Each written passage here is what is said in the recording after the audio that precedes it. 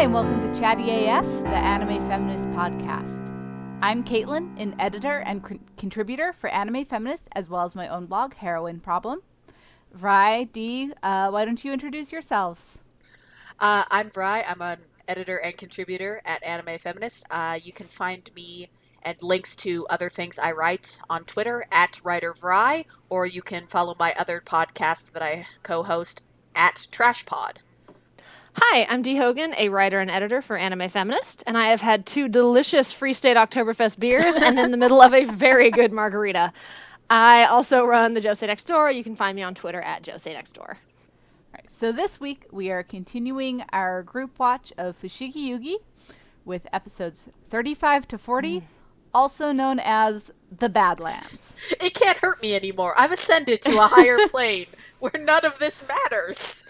I've just written a headcanon alternate universe version of these episodes where through a hilarious misunderstanding they lose all their money and they all have to get work at a Hokan cafe, and it's adorable and funny, and they all bond as a team, and Tasuki, Chichiri, Mitsukake, and Chiriko are actually fucking in the episodes, and nobody tries to rape anybody. It's delightful.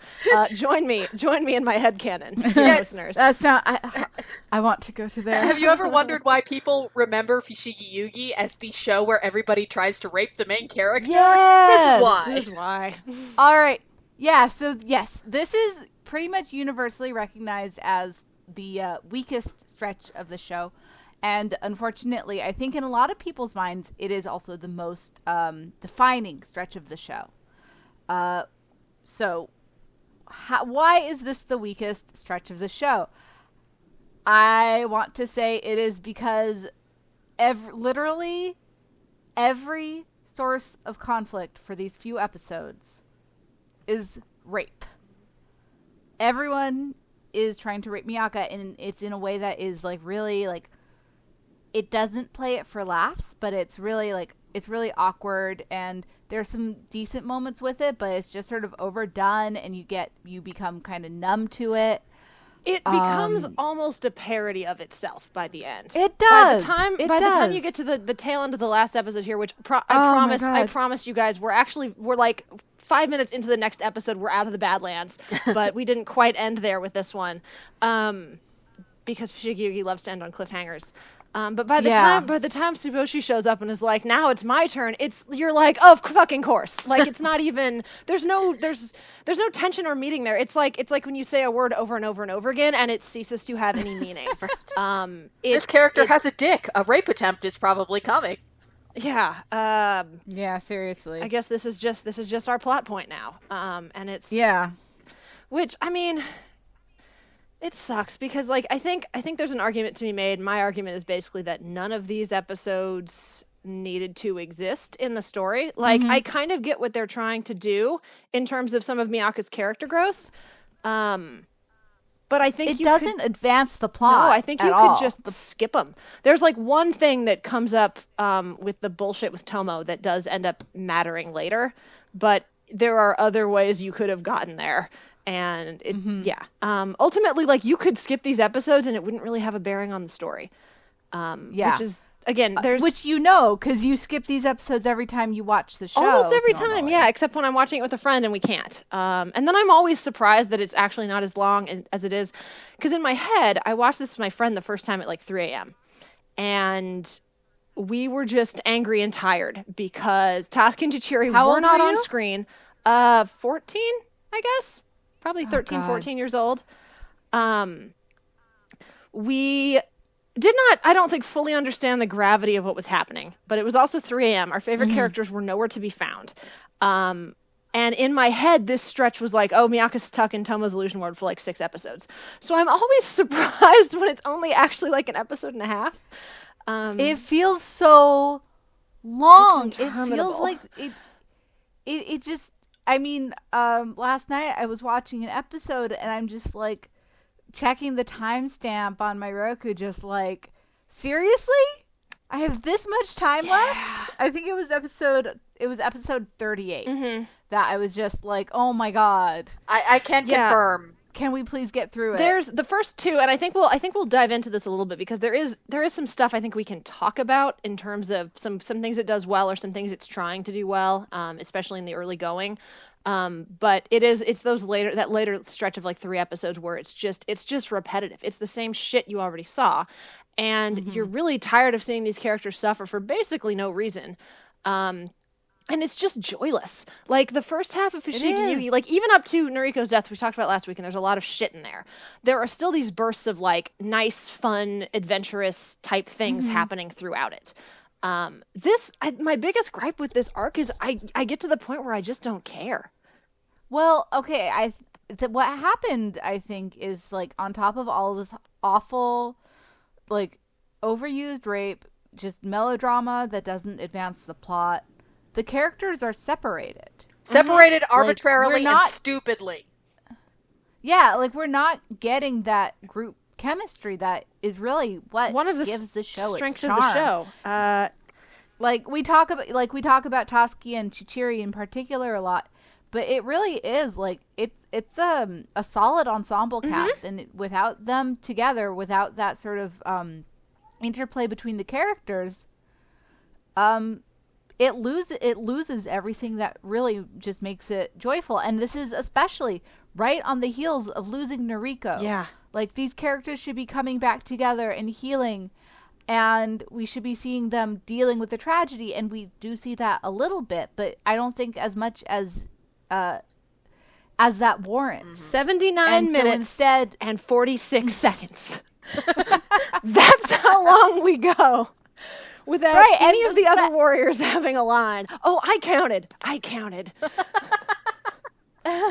As we the viewers are still mourning Noriko. Because, like, I'm assuming, you know, if you're enjoying the show, if you have an emotional investment in it, you probably love Noriko. And it was probably, like, everyone I've heard from who likes the show, Noriko's death was a huge blow. So we, as the viewers, are still sort of dealing with that. And the response is to just leap into this awful, like I keep saying melodrama, and I don't think melodrama is necessarily a bad thing, but, like, just, like you said, Dee, it's joyless. Well, I don't think it helps that, you know, to dip into it a little bit, one of the things that at least the first 2 episodes are trying to do is deal with Miaka going through trauma, and it wants to do that in an interesting, responsible way. But boy, that episode wants to have comedy. It wants to have comedy in the most screeching, joyless, tone-deaf way, in between spates of of self-loathing her self-loathing. Is not. I blocked that out. It's so bad. Yeah, it's weird because, I mean, it's one of those moments where when you read it in the manga and there's these little beats of comedy, it's like in the margins of one tiny panel, and so it doesn't feel as jarring, I think. And sometimes I think that's the problem with adapting from manga to anime, is that sense of, like, it's going to be full screen no matter what you do, and so it ends up like one of the scenes is like Miaka like kind of punches Tamahome in the water, like, comically in the midst of this very real and very like upsetting and resonant moment where she's trying to like clean herself off in the water. And that is the thing, like, as bad as this arc gets, those early episodes where they're dealing with the idea that Nakago has raped Miaka is very well handled. A lot of shows do not do that well. Most shows do it very poorly. But then they keep doing it.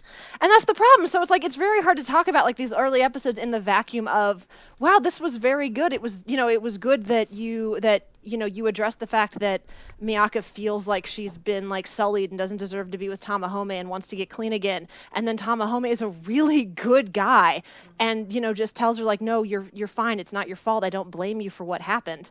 I think it's really good and important, and I think it deals, again, like Fushigi Yugi, that sort of fantastical, pure, unfiltered teenage anxieties. I think it deals with that very well in that moment. But it's so hard to talk about that because it's basically a fake out, and once once it turns out that wasn't the case, everyone's fine. Trauma as erased. if she wasn't. No problem. Oh, trauma. Like she trauma was gone. still assaulted.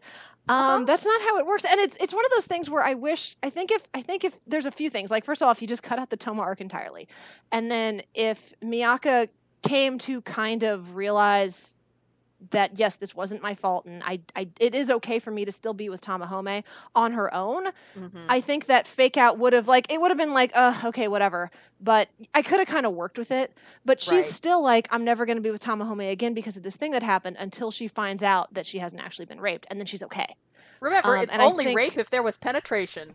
Yeah, like the joy. Like I can understand some relief, but she goes straight from depression to joy. It's weird. Well, it's not like that reaction is bad. Oh my God, is it bad? But it doesn't help that in between then they have that really nice scene between her and Tamahome, which is still a little bit like, you're fine because your boyfriend says you're fine, which whatever, that's specifically what she was worried about, so I can forgive it a little. And I think in that situation, it's one of those moments where having the whole cast together might have made things better. Definitely. But he's the only person around. So the fact that he is, that he's just very nice about it is, I think, really good. Right. Yeah, like I mean, it's an appropriate. I think that is sort of an appropriate place for him to step in, and to comfort her, and to and to reassure her, and I mean, I'm just as opposed to like, the boy says this, so it's fine, but at the same time, like, your partner is a major source of emotional support. It's a totally, it's a perfectly. I think it was a totally appropriate way for him to comfort her. Yeah, it's one of those. And honestly, it's just one of those. This trope bugs me in general, but in this specific instance, I think it pulled it off okay. But then after that, she still is like, no, I must continue to run away and feel worthless, even though we had this nice moment, because drama says so. Well, she fell down a fucking hole. You're right. And got attacked by a giant weasel. giant weasel. But I also I do. Yeah, I had a friend who just started throwing stuffed animals at the screen at that point. Like, they were just done. But I do want to add to the discussion of Tamahome in that moment. I've been reading a lot of shoujo lately. Good and bad. Yes. And a lot of the bad shonen boyfriends, or shoujo boyfriends rather, they would not have reacted as well as Tamahome would have in that moment. I think a lot of real life boyfriends would never reacted as well as Tamahome does. Yeah. Well, yeah. So, but a lot of them would have been treated her like she was Sully, or like thrown a giant tantrum, or like said that because now she went out. It would be. I don't want this to sound like victim blaming. She did go out looking for trouble specifically, and things went really badly, and she felt horrible about it, and she absolutely was assaulted, and Nakago attacked her and took advantage of her. Well, I think I think if you're going to draw any kind of real world comparisons in the fantastic world of Fushigi Yugi, I mean, it's kind of date rape is what happens. She goes planning to have intercourse and then goes, no, I don't want to do that. Yeah. And then he forces it on her. And then, I mean, and she was honest about Tamahome about her plan. And he was still really sweet and understanding about it, which is great. Like, I was so down on Tamahome when we started this project, but he's really been like, he really has been good to Miaka since they became a couple. He's 17 and he's not perfect, and he does some dumb shit, and he was also created in 1995. But yeah, I mean, he's not a perfect character, but I agree with you. Like, I gave him a lot of crap growing up, and I take a lot of that back because he's actually a good boyfriend for the most part. Yeah, it's one of those. I think we've talked a lot about how the fact that Fushigi Yugi is raw, and the flip side of that is that it's not always responsible. And I think this is one of the moments where it's aspirational for a male character, but this is it is a good role model moment that Tamahome depicts right here, and that's fair. Yeah, that's good. Then it kind of fucks it up with all the rest of the stuff, but that's a nice moment. Yeah, it does. Tamahome's a good boy. He is.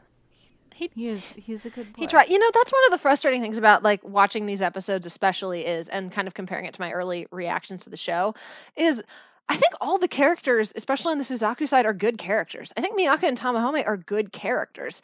I just think the narrative sometimes treats them like shit and forces them into, and those are things like you don't think about when you're younger, like in terms of separating like the author forcing characters to do things for the sake of drama kind of stuff. And this arc very much feels like these good characters who you've seen like be pretty good to each other, just kind of do these very frustrating things for the sake of drama, like Miaka running away. And I mean, I get it. Like she feels like she's let everyone down and disappointed the team and can't do any of the things she said she was going to do. She always takes things upon herself. Like she always blames herself for everything that goes wrong. She does. And one thing I will give this arc credit for, again, it's really the shit with Tomo that I just lose all patience. Like even the Amiboshi arc, there's some stuff in there that I can kind of see like why it's there. Like the fact that Miaka has this opportunity to basically just hit a reset button and say, nope, I'm good. I'm done. This is too much. It's too much pain. I've lost friends. I've lost important parts of myself, I guess you would say. That's probably poorly worded. And she has this moment and then she says, you know what? No, I'm going to face this. I'm going to find another solution. And she comes up with the idea herself. Like, I'm going to go to Yui and explain to her that Nakago is a piece of shit who's been manipulating her. And we still have a way to like keep people from dying at least. Like maybe I can't summon Suzaku, but maybe we can stop this war and we can keep, more people we care about from being hurt. And I think all that's pretty good. It's just, again, it's wrapped up in a lot of joyless, melodramatic bullshit. And I feel like throughout the narrative, a lot of the times Miaka is punished for trying to be proactive. And I think that's one of the long-standing issues that the series has. And this is where it's at its worst, where Miaka decides she's going to do something. It seems like a good plan at a time, but either she doesn't think things through, or some things don't go according to plan, and she is punished for it, and now everything is all messed up because of a decision that Miaka made. And I don't think that any of the other characters have equivalent issues with that, where their decisions are just sort of constantly regarded as like the worst decision. Oh, something went awry, and that has always been a really big source of frustration for me with Fushigi Yugi. And I feel like this sort of distills that. I think it's very bad in this stretch. I think there are stretches where Miaka kind of gets punished for the decisions he makes, and then other stretches where by being active and in a role of agency, she does some good, like when she picks up Hotohori's sword and is like, I'm gonna fight Soy. Good scene. It's a good scene. We talked about that last week, how there's a few moments in that stretch where she kind of exercises some agency and ends up kind of being rewarded for it. But right. I do agree with you in this particular stretch. It does kind of feel like the series is going. It's especially when she runs off and kind of does things on her own, more rather than like staying with the team and like helping out within the team environment.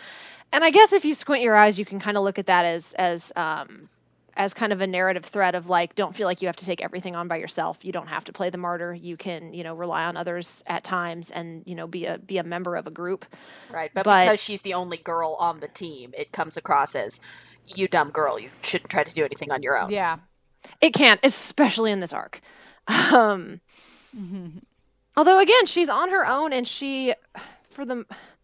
every once in a while, she has these good moments, like when she breaks out of the illusion on her own. Well, kind of on her own. She figures it out on her own, and then Amiboshi helps her break free.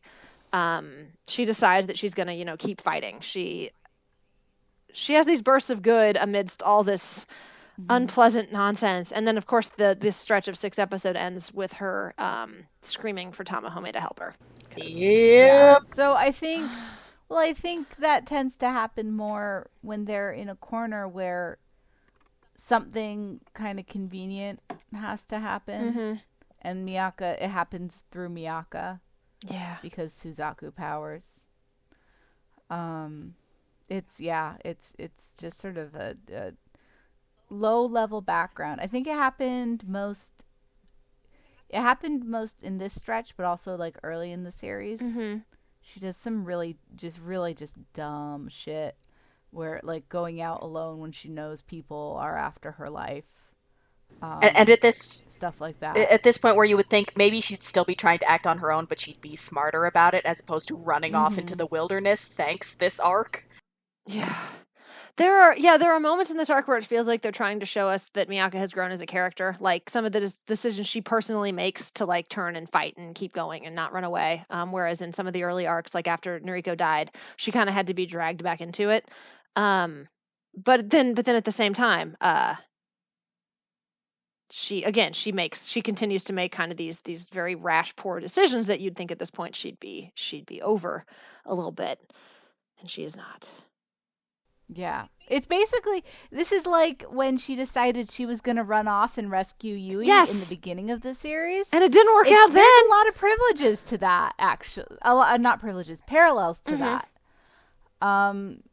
Because, she's got these people who support her who are emotionally willing and also just obligated by destiny to help her out with it. And she's like, nope, I'm going to go take off. But now, since it's later in the series, it has to be grim, dark, and rapey. It also makes no sense that nobody else chases after Ashitari in the beginning. It makes no sense, you guys. Right.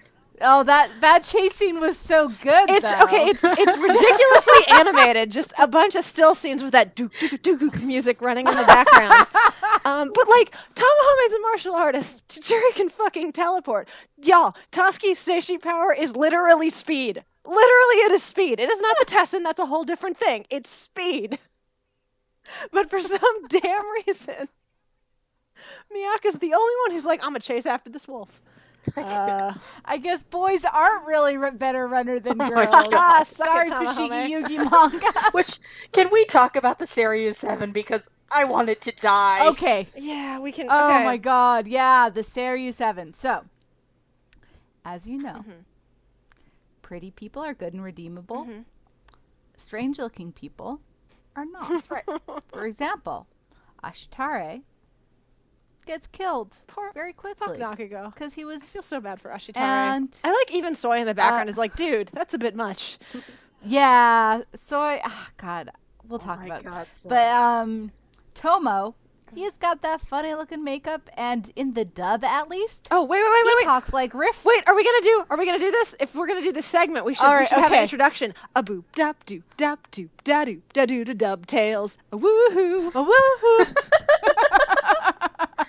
Okay, anyway. But Tomo in the dub sounds exactly like Riff Raff from Rocky Horror Picture Show. Tomo is an evil gay. Like, fuck. He's an evil gay. Also that. He is. Yes. He's terrible. But he sounds like, not just his voice, but like his cadence, so his intonation. It sounds like a bad Riff Raff impression. So my memory of him is kind of up here like this, and I have a story from my younger years when I was in middle school. My friend was watching this on her own, and her mom walks into the living room while she's watching some Tomo episodes, and her mom hears Tomo's voice, and he says, like, he's talking about Nakago, and he's like, Lord Nakago, and her mom just like busts out like laughing, cannot stop. And so anytime we watch anime from that point on, if she pops in the room, she's like, Lord Nakago, pops out again.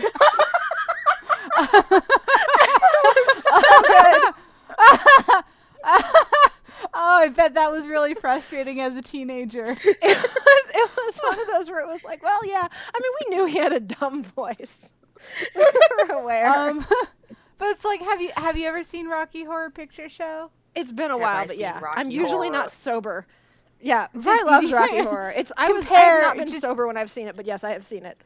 Just take a minute at some point and compare their voices, and it's really, it's really striking.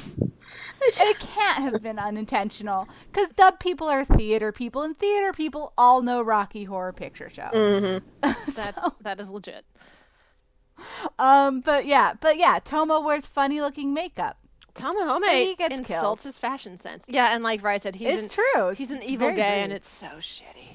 Oh my god. Whereas Nakago, An evil We'll get bi. into it later. So, well, Evil I'm bi. not sure Nakago likes sex, period. But well, That's- get that's a different thing. That'll come later. That's a discussion. for Oh another boy, episode. is yeah. it. But basically, all the pretty people get like character development and redemption arcs in the Seiryu 7. Also, I so desperately want to like Soy. you mean the woman who is evil, which is why she does lots of sex? Well, the thing is, Soy. I Well- don't think Soy is evil, though. I think of all the Seiryu warriors, with the exception of Amiboshi, I think she's the most redeemable.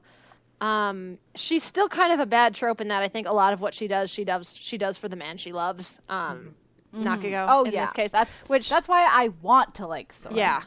But like she kind of helps out Miaka like out of nowhere. It's just kind of like, you guys seem like you have a nice relationship, and I'm kind of envious of that. So here's where your boyfriend is. Go help him. Yeah, although if you had slept with Nakago, I would murder you. Yeah. Because I I know, am women be crazy competing lady and all. in love with a bad Yeah. man. Both Soy and Tomo are crazy in love with a bad man. You get a little bit more of that in the light novels as to like why that is. Neither of them were in good situations, and Nakago kind of helped them out of it. No. Not for good reasons, but No, he of course. did. You're right. Yeah, I don't know if the anime goes into Soy's backstory. It does a little bit, remember it. so we probably shouldn't. Yeah. But I know Tomo doesn't get any backstory in the anime. I'm not sure he gets any backstory in the manga. I think it's pretty much all in like bits and pieces in some of the light novels that you find out a little bit more about him. Well, he's an evil gay. What is there to know? He was molested as a child, because of course he was. Of course he was. And that's all I remember. I did not actually read the Nakago light novel. I just vaguely remember that it exists. Because I don't care Nakago is about- the worst. I don't care about Nakago. I don't want to know more about his life. He's Oh, awful. but we're gonna get to learn so much about his life. Oh my god, Yeah. I have a in rant. the last couple episodes. I remember that. That I remember. Regardless of how that ends, cool motive, still murder. Uh-huh. Yeah, he- cool motive, still rape. Yeah, like Cool motive, still gaslighting. Just and God, this episode he just straight up admits it. He's like, "Yeah, I gaslighted her for months," and Miyaka's like, "Holy shit, Right. this is so much worse than I thought." That has been the best part of rewatching this, is realizing that the story is much, much kinder to Yui than I remembered. That's been a nice surprise.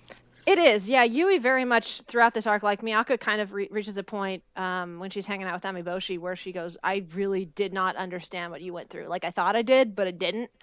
Which I think is kind of I mean, I hesitate to use the word good because a lot of shit has gone down for that to be the case. But I mean, I think it's important of her to realize that, and then to kind of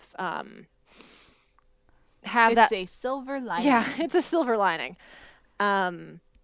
And to kind of go, Nakago is absolutely the bad guy here, and that's what I thought. And my best friend has been, gaslighted and manipulated this whole time, and I have to let her know that she's being lied to. Oh, and the Tomo Illusion Hell episode is approximately 9 years long, but it is nice in that I think it achieves more a more even idea of the give and take that Yui and Miaka had. That I think the opening, like the first couple episodes, were probably going for. Yeah, there's a little bit more. There's a little more good-natured joshing in that stretch than there was in the early going. But I mean, part of that is because in the fantasy world, Miaka is That's a true. good student with good grades, and so Yui teasing her about like being dumb doesn't feel like it has the weight it does in the early stretch because she's actually is doing pretty well in school. Right. Yeah, that's true. So it's and it's funny, and like the teasing her by pretending to be her and Tomo, that was one of those things that seemed really weird when I first watched the show, because it's like, why is she freaking out over them like being like, oh, let's kiss? It's like, oh well, in Japan, like kissing in public is about equivalent to, I don't know, It's a big deal, make though. out. sex, not even like, I would say it's more than full on make out in public, because like, I mean, especially at the age they are, seeing constant makeouts everywhere on the schoolyard. At least that's what I saw. Not what I experienced, but what I saw. Relatable. One thing I do, again, as during the 9 years that was the Tomo illusion bullshit, which 2017 has been 20 years, so we are really old now. Is what has happened this year. Is that why my back hurts? Yes, that is exactly why. We're all in our 50s. Turns out. Sorry, guys. Well, I look great. So we do. That's cool. We are banging at 50, so we got that going for us.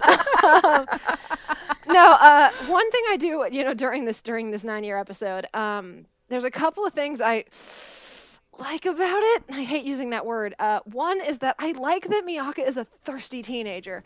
Yeah, I like that. So much, especially in shoujo, the heroines are very innocent and naive and don't even basically know what a kiss is, much less want to have them.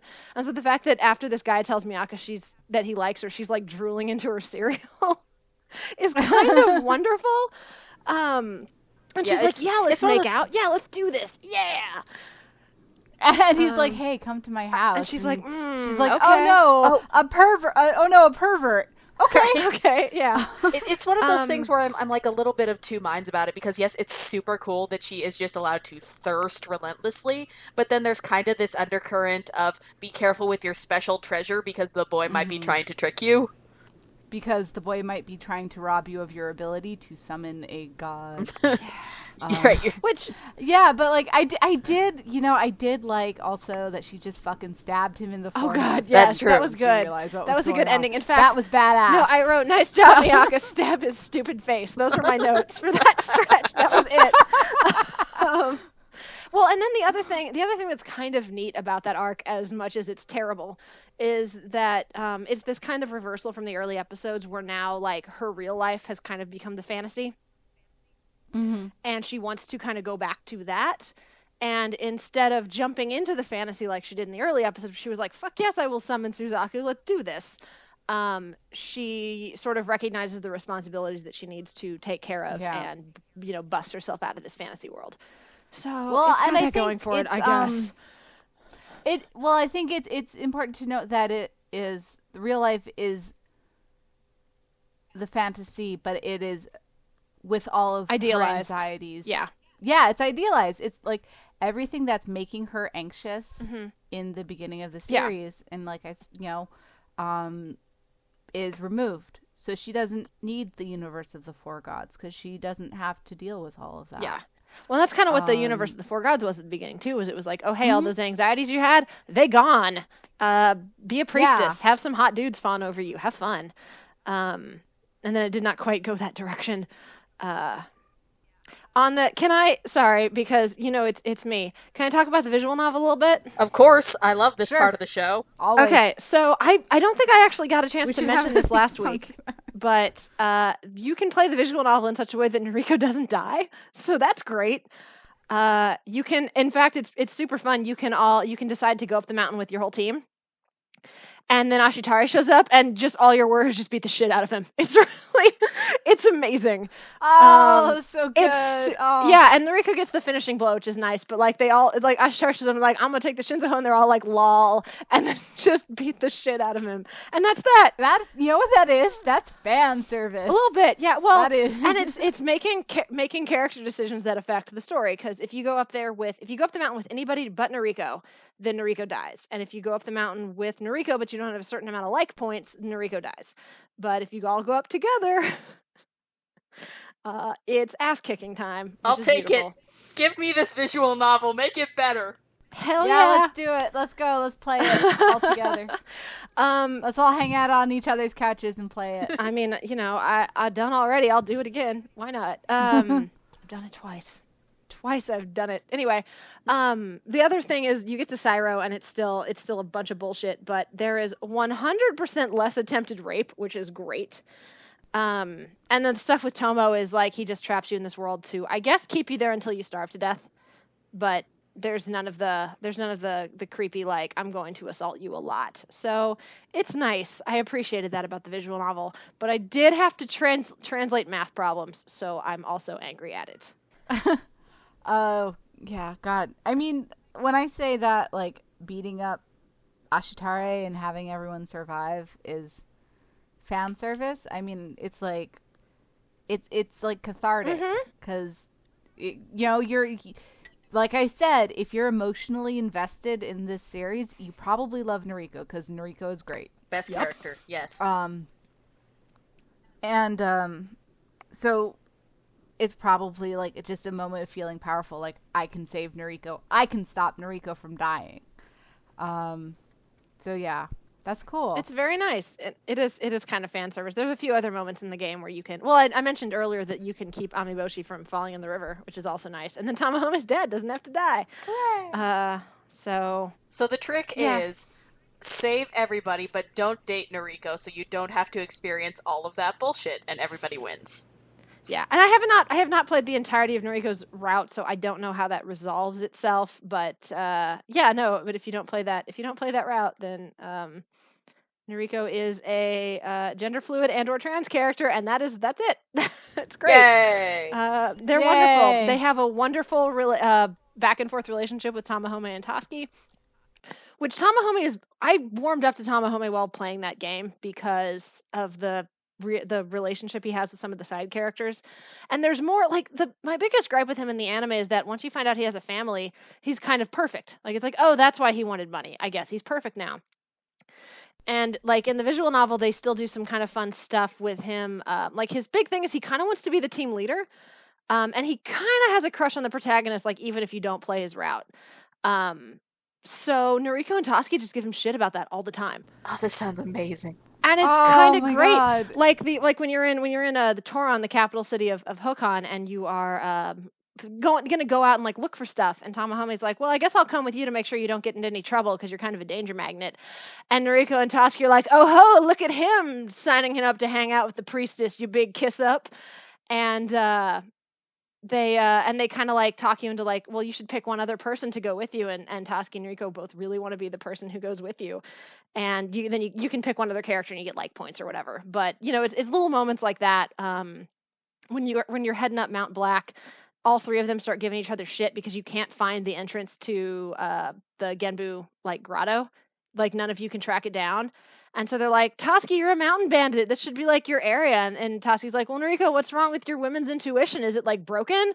And they're like, and Tamahome's like, man, I can't count on you guys for anything. And they're like, excuse me, aren't you supposed to be able to sniff out money? And they all get into a big fight with each other. And then Mizkake basically breaks them up. Mizkake's basically like, kids, you're all very talented. Please stop fighting. Oh man, it's so nice. Okay, after we finish the group watch, can we do do a stream of playing the game? I mean, it's in Japanese, so I don't know what the value of that would be, but there's... Oh, do they not have a translation, like a fan translation out? I mean, I do, but it's not encoded into a game. It's just in a PDF file, basically.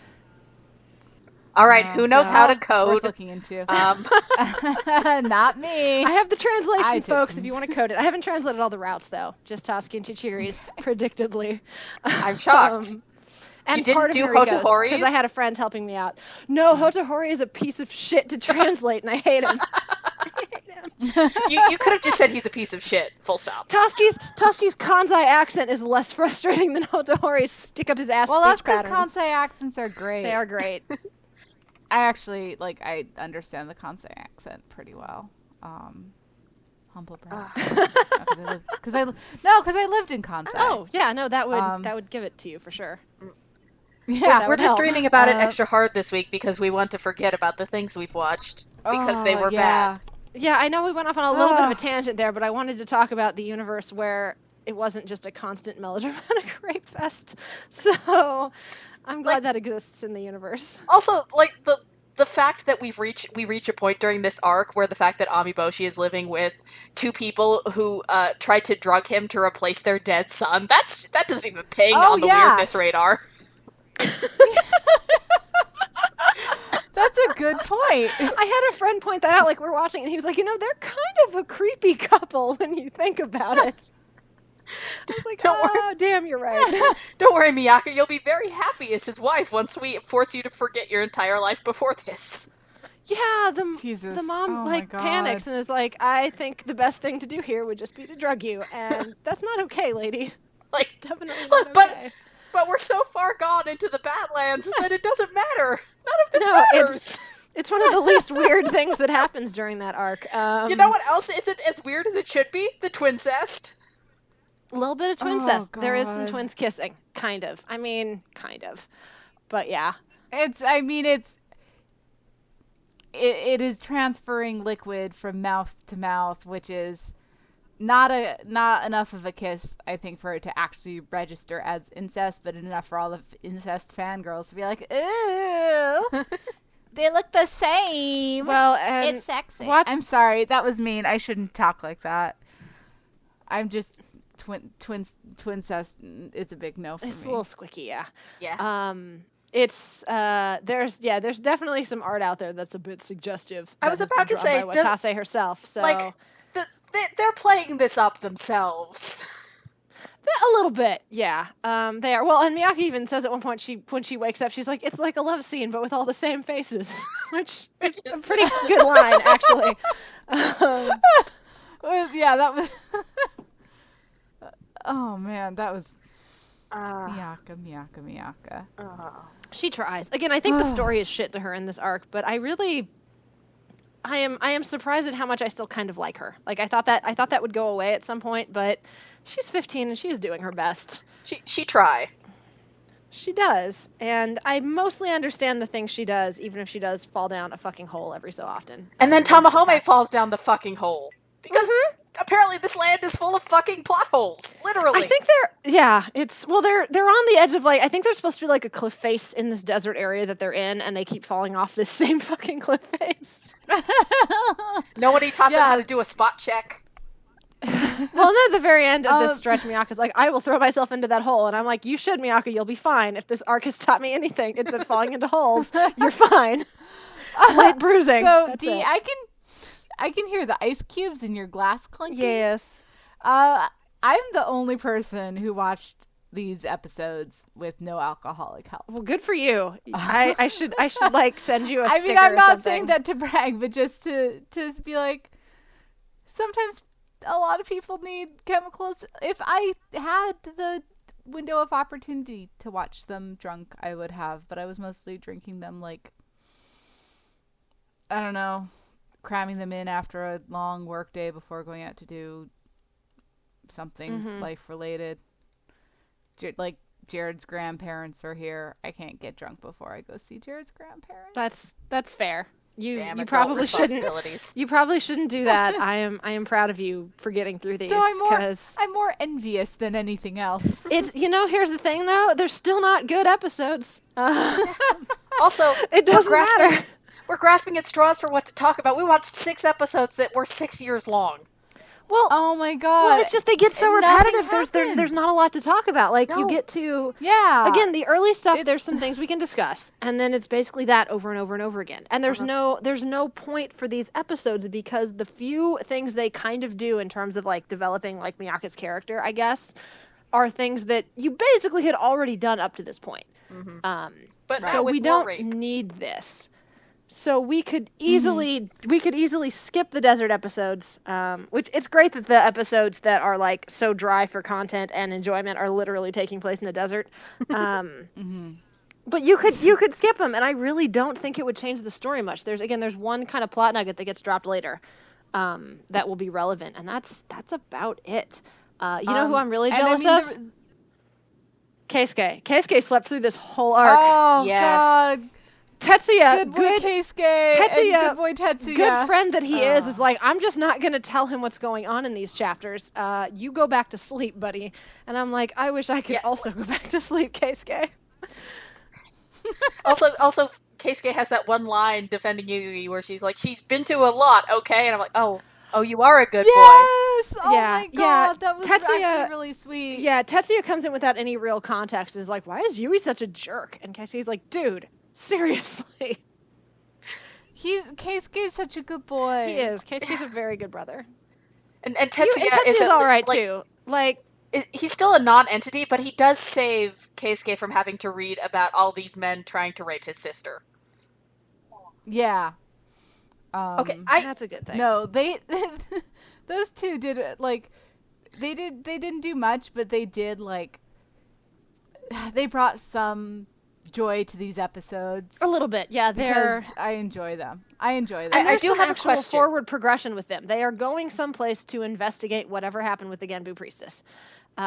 So there's a scrap of progression there. Vrai, what's your question? What is stopping them from flipping ahead in the book? The words don't appear. Okay. Yeah, they appear as you read. You've solved my word puzzle, show.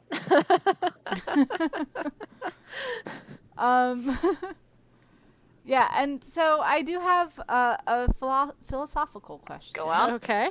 Probably not actually philosophical.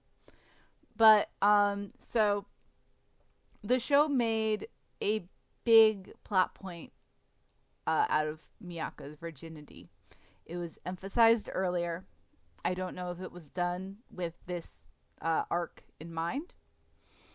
But when a show makes a big deal about the virginity of the main characters as a source of power, is some degree of this sort of storyline inevitable? I think it's far more likely, but I think you can... Yeah, especially when it's with a power. I think there are ways to do stories about virginity that can be about basically a less contrived version of what Miaka and Tamahome have going on, of like, we really want each other, but we have to show restraint because of our responsibilities. Like, that's the least shitty way to do it, I think. Oh, yeah, I love Genbu Kaiden. Continue.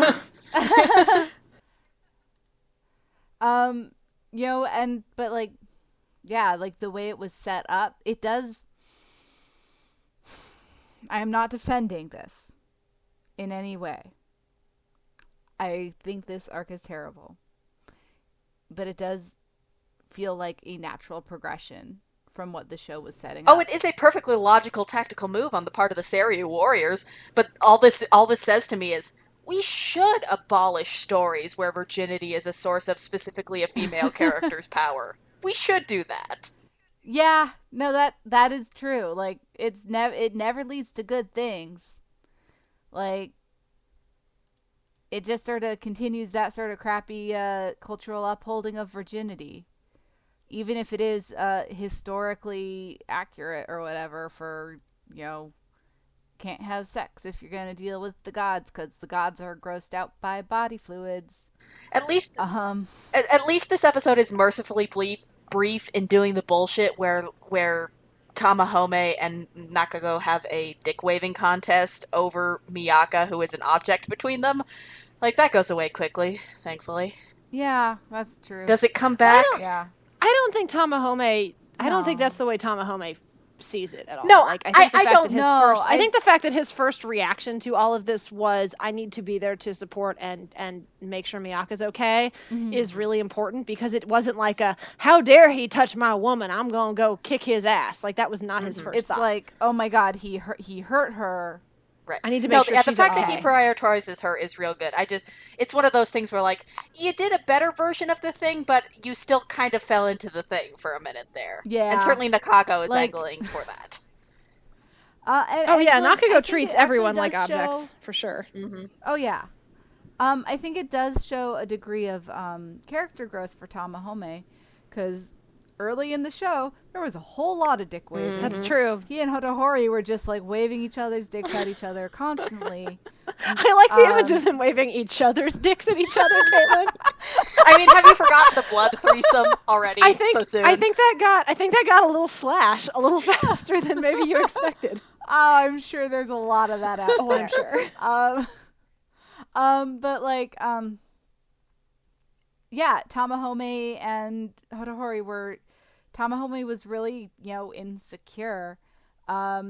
So he and Hotohori were just and I mean, like, Hotohori was constantly hitting on his girlfriend. And being really gross about her boundaries. Have we mentioned that even in episodes where Hotohori isn't in it, he's the worst? Okay, no, here's the thing. Nakago is worse than Hotohori. Yes, Point. Nakago is the worst. But Hotohori is... worst of the good guys. Nakago is the actual worst. Still a garbage but emperor. Hotohori is just the worst. Yeah. You know what I mean? Yeah. Anyway, but yeah, like, it shows a degree of growth that his concern was for Miaka and not for like someone else touching his woman or whatever. He's more secure in their relationship, which is great. Like, I think it's really wonderful. We're kind of looping back around. It's wonderful that he's not threatened by it. He's just angry. Yeah, or victim blaming or any of that. Like, he's and concerned. Yeah, like their relationship has slowly become, again, it's still a very messy adolescent, we're not super good at communicating all the time kind of relationship, but it does feel like it is improving to a point, and I think that is kind of good to see with them. Yeah. I think I have so many frustrations with this arc, and a lot of it is that it just really becomes the Miaka and Tamahome show, which is rough to watch at times. Well, and especially because, I'm kind of thinking about like the way this arc ends and how like Amiboshi decides he doesn't want to be a Seiryu warrior anymore. Basically, like he's like, I'm leaving your club, which good for you, Amiboshi. They're shitheads. Good job. So Amiboshi wants to leave the club and he like attacks Tomo, and then Tsuboshi shows up and is like, get your goddamn hands off my brother, and throws him out the airlock like in Aliens. But no, he throws him out of a moving plane and then shoots him in the head for good measure. Yes. He kills the hell out of Tomo. Is no one getting that? Was that too obscure? Was that? I'm sorry. It's okay. What was that reference? That was Gundam Wing. Oh, I've never finished that whole show. Which is contemporary with Fushigi. Somewhere Dorothy is very happy. That's a very good reference. There are definitely listeners who are chuckling, so don't worry about it. You're good. Okay, you're good. I'm just one of those. If you're chuckling, let me know in the comments. That's right. I've only seen one Gundam, and it was a terrible one that I still kind of like a little. I'm gonna finish it one of these days, but I have not actually. I caught a few episodes on Toonami, and that was the extent of it. Gundam Wing was a wonderful train wreck. But so Tsuboshi shows up at the end and is like, well, I guess I'm just gonna kill Tomo. Like, this is his ally who is supposedly helping him, to achieve their goals, and he does not even hesitate to tear the dude apart. And so there's this sense at the end of this stretch of episodes that, like, the greatest weakness of the Seiryu warriors is that there is no real loyalty or love between them. Like, Soi has a little bit for Nakago, but not so much that she's not going to try to help Miaka in the moment that she gets. Tsuboshi straight up murders Tomo. Nakago kills Ashitare. Like, there's not that sense of camaraderie that we have seen in the past that is between the Suzaku warriors. But you know what would have made that a lot more noticeable in this arc? The rest of the fucking Suzaku warriors had been in it. That might have helped, yes.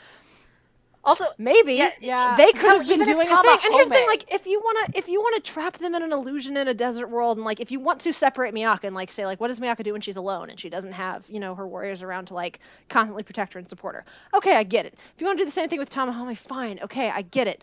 But like, do something with the rest of your main cast. And I mean, I admit that that's a problem of me as a writer, is that when I create a character, I don't want to just like let them wander off on their own. Like, I want to talk about what they're doing, but what are they doing? Did they figure out a way to solve the illusion puzzle? Are they also fighting their own battles? Like, there's nothing there. They just get sidelined. Are they dying slowly in the desert? Well, apparently, yes. And it's been several days, I think, so I'm impressed that they haven't collapsed yet. They should be dead of dehydration by now. The next episode, they're just cusks in the desert, and that's the end of the show. Sorry, guys.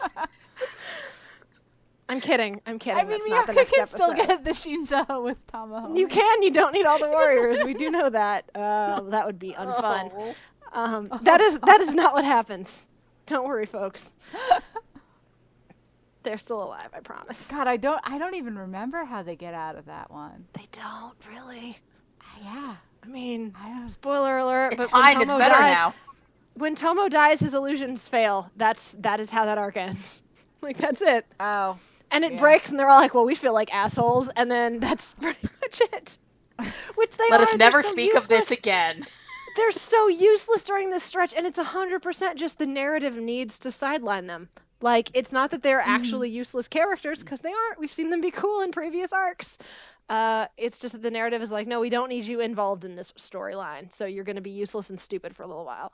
Yeah. Fushigi Yugi has, I think, always had a little bit of an issue with, like, things happening for convenience. And this arc just sort of takes everything that is weak about the series and just mushes it all in together, and then just carefully extracts everything that's good about the series. So there's they leave a little bit in, but it's couldn't quite get it all. It's just concentrated bad.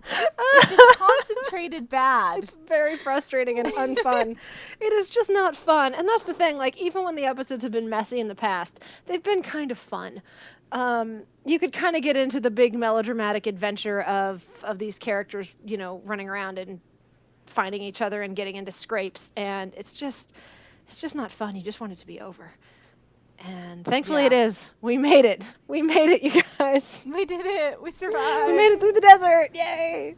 Yeah, and then I think the parts going forward is, as I remember, the parts that are more more intense actually are fairly resonant. Mm-hmm. Yeah, it doesn't... And, I mean, you know, our joking motto has been, Fushigi Yugi, you will have an emotion. And, I mean, I guess I technically had emotions during these episodes, but it was like... No, it's true. Not me. Like I was a dried-out husk of misery. Well, and that's the thing. You were more of a dried-out husk than the Fushigi Yugi warriors. In their desert village. Okay. And that's the thing, is like there's a point in this arc where you just stop really feeling for anybody because it's just the same fucking thing over and over and over again. Mm-hmm. And the good news is that we'll get out of this stretch and we will start having emotions again. I assure you. And I guess, and you know, to me that is one of the strengths. It is a strength and a weakness of Fushigi Yugi, is that it is very raw and emotional. But it does at least keep you engaged in the story. And this stretch loses you, especially in that last 3 episodes. Like, it's just 9 years long. So yeah. I mean, I needed alcohol to get through it. We haven't even been recording for an hour. Well, much like out of things to talk about. Much like these episodes, this recording has also been 9 years long. So we're sorry, I think it's fine. Listeners. You know what? We've gone over an hour several times. I think it's probably okay if we're just straight out at 58 minutes or whatever it is at this point, and we ended a little bit early. Give folks back a little bit of their day. I'm sure we'll be back to talk about lots of shit next time. So, we're going to be getting back into the everything happens so much part of the show. Mm-hmm. So. And the characters who I love are going to finally be back in the damn story, so that'll help.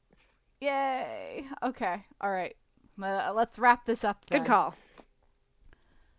This has been Chatty AF, the Anime Feminist podcast. Thanks for listening. Next week, we'll be watching episodes 41 through 46.